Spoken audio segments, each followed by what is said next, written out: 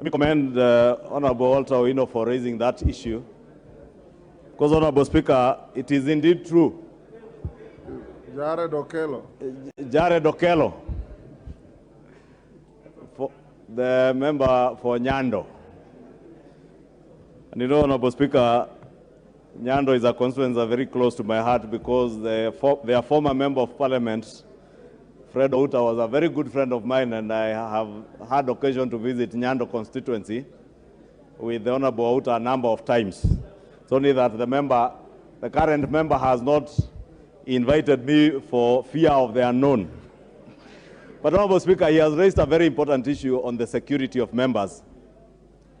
And it is indeed true, Honorable Speaker, that as the chair of the Parliamentary Service Commission and the Commission, you have a responsibility in ensuring that all our members of Parliament are secure, especially when they are carrying on their work as members of Parliament.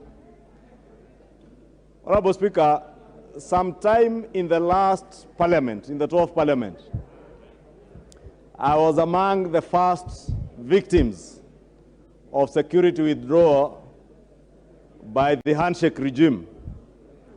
Honorable Speaker, I did raise that matter on the floor of this House.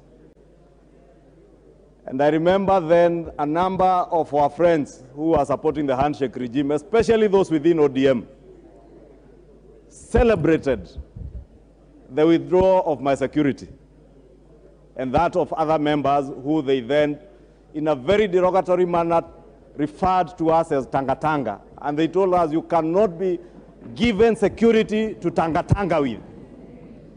But Honorable Speaker, I will not fall into that category of celebrating the apparent withdrawal of security officers to members of Parliament.